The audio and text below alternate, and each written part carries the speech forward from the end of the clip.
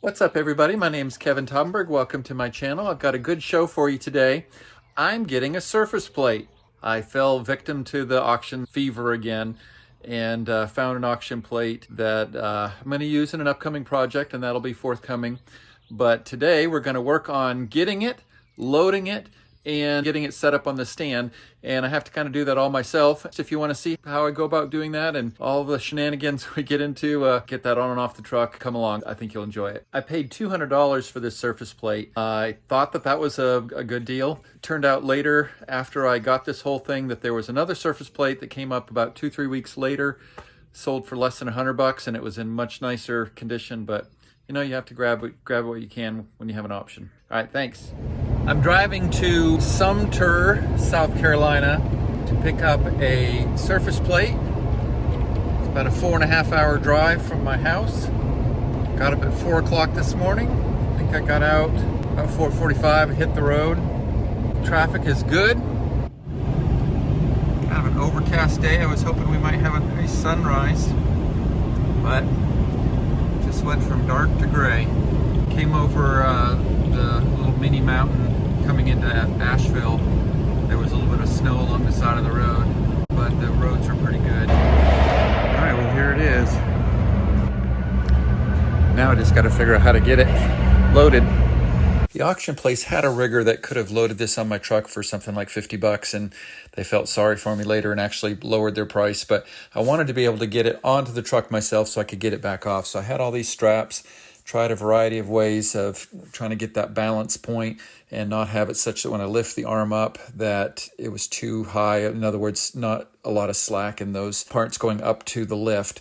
So after a lot of trial and error, I finally found an arrangement that seemed to work pretty well. Okay, I've got this up off the table. I'm going to get that down as low as I can to the floor to prevent fall risk, and do that very gently. All right, well, that went pretty well, and I'm going to try to get it over to that door where my truck is. Now, you would think with flat concrete and good sized wheels on a engine hoist that would move over there fairly easily, but you would go one way and I'd have to get around over to one side and push it back, and I felt a little bit like herding cats, but eventually got it, and the guy on the forklift just kept wondering what the heck I was doing, but I got it there. Got my father-in-law's pickup truck pulled into the loading dock there and wrestled that plate over to the back end of it and see if we can lift it up in there. Okay, this is the part that has me the most anxious. It would be great if it could just go in sideways, but I think those inset for the wheels are going to be too narrow for that. So I've got to elevate this and rotate it 90 degrees. And I'm hoping that I'm going to have clearance between the balance point and that lift cylinder. So that lift has an extendable arm. You can see the black part can slide out and there's pins, and you're only supposed to lift a certain weight depending on how far out that arm is. And so I didn't really want to put it out all the way and then lift it up high because I was afraid maybe it would fall or break or something. So I lifted it up just a little bit, rotated it and put it back down, and then shortened that arm again. Well, we're doing okay so far. Gotten it this much in, and then my next plan is to put some straps there, and there's another one there, and around here, and then use that to draw it forward. All right. You can really see the weight of the plate as it comes off the lift and onto the shocks of the truck, and I did not really want that weight to go on the tailgate. I don't think it was designed to hold that, so I had to make sure I got most of the weight in past the axle point. So as you can see, I just use a ratchet strap, and I have to do it on one side, then the other side while I'm getting it to slide on those timbers. All right, after several back and forths, each time I put the winch or the ratchet handle on one side, it would tend to pull it towards there because it doesn't slip here. So I had to go back and forth as it kind of fishtailed it to in, but I got it all the way back up against the bed there, and I've got it secured. I think I can just lift that table up. It's heavy, but I can manage it. Just put that up on those legs, and I think I can use that as a roller. Take a look at these forklift tines. They're massive. especially compared to that other one, and they're not too shabby either. Just my hand for comparison. One thing I was really concerned about was scratching up the surface of that plate as I brought it home, and you can see here I'm pulling the frame up on it. So I had already gotten some foam, and then I put a piece of board on top of that as a protection, and that worked out real well. Well, my camera ran out of battery right there at the end, but I got everything loaded in here and secured. Stopping to get some gas and headed home. So 4 hours drive down there, a couple hours for loading, 4 hours back. It was a long day, but I was glad to have done it. Had good, nice traveling. Okay, I've got the stand back here in my shop. I want to try to put some casters on it. So I got these casters. Each one of them says 330 pounds. It seemed like at the store they might have said like 275 working weight, but that adds up more than 1,000 pounds. And from what I calculated, that granite slab should weigh like 800 or 900 pounds. So I think those four will be able to hold it. I've cut out these, what would you call this? I don't know what you call this. And I'm gonna weld them on. I got some holes drilled with the right hole pattern. I've already welded those couple pieces on. And let's get her done.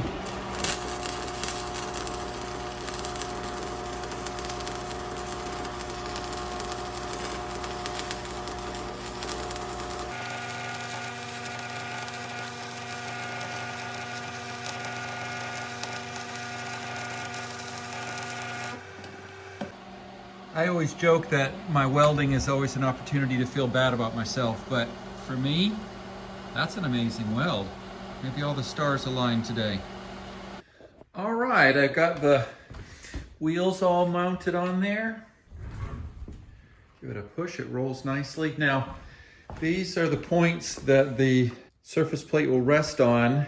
I thought that normally you did 3 points because 3 points defines a plane, but this one has 2.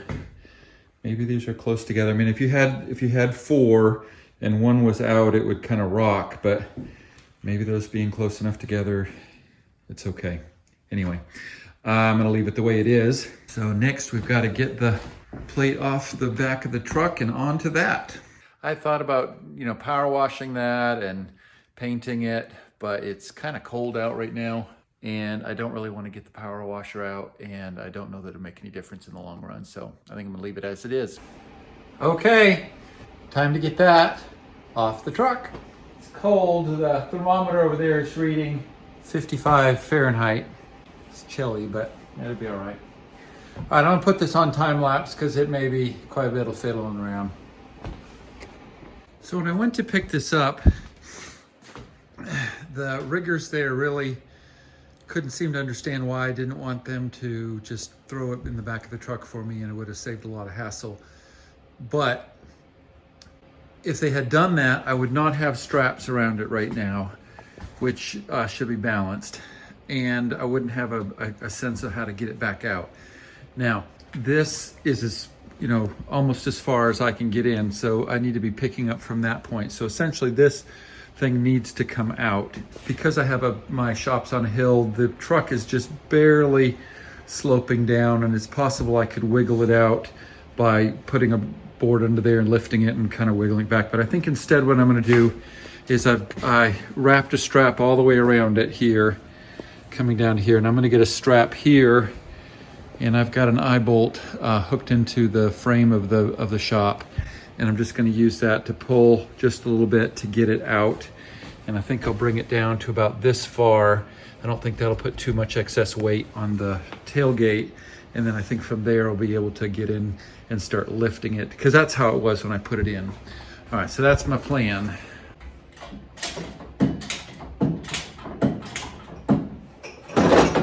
A little trouble running this pump because this board is in the way. See if I can slide that.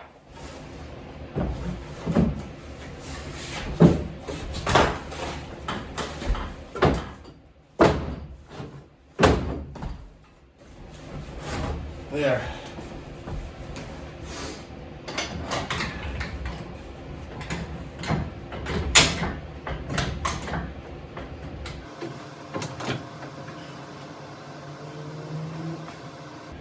I don't like that being so high.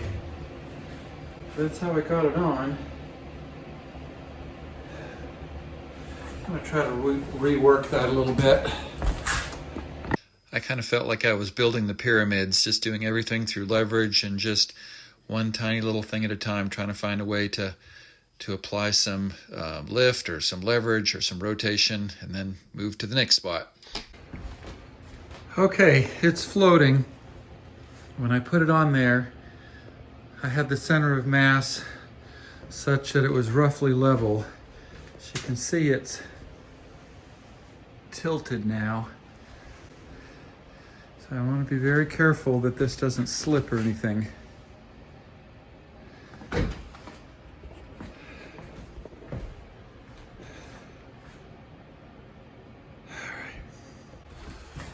Okay, now we need to get it onto the stand.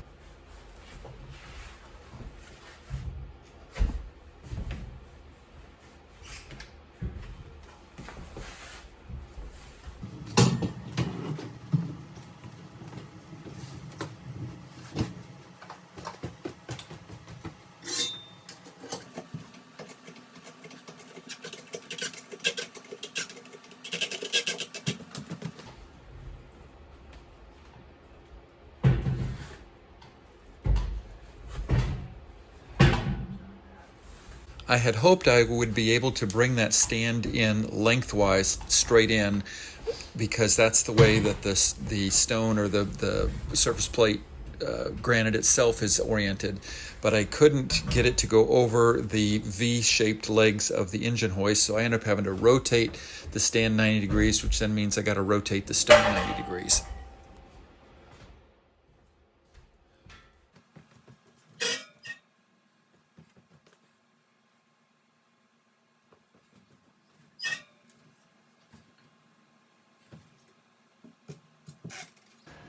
Okay, as you can see, it's on there, but it's like 90 degrees from what it should be.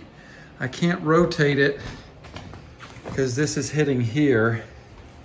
I can't remember exactly what I did before, but I'm gonna try disconnecting that, coming around 90 degrees and lifting it again and see if I can from there get it to rotate. We'll see. I forgot that the trick was to extend that arm out far enough that it could rotate and do that for just a short period of time. But I ended up figuring out another way to get at it. Okay, I think we're almost home. I'm trying to make sure that I don't trap these straps.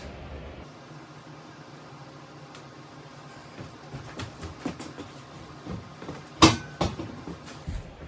those corners in.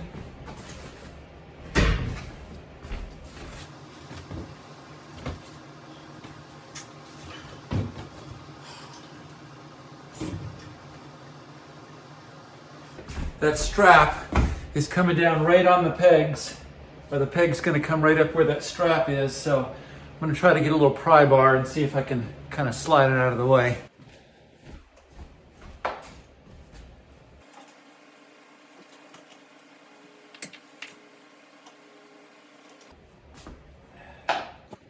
All right, it's down on the pegs.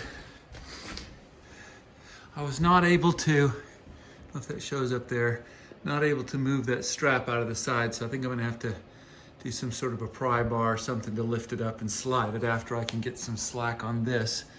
I don't recall it being up so high on those pegs. Actually, it looks like it needs to slide this way a little bit as well, so maybe I'll go back up and slide it, and that might actually get those off the pegs. Okay, the Eagle has landed. Those supporting pegs are not on top of the straps. The block is inside the angle pieces all the way around. I think later I want to come and I want to lower those pegs with the adjusting screws underneath so that this is below that level, so it wouldn't be able to slide off. Although if it starts moving, I'm not sure that those corners are gonna stop it. But I am very happy. Woohoo! Okay, there she is.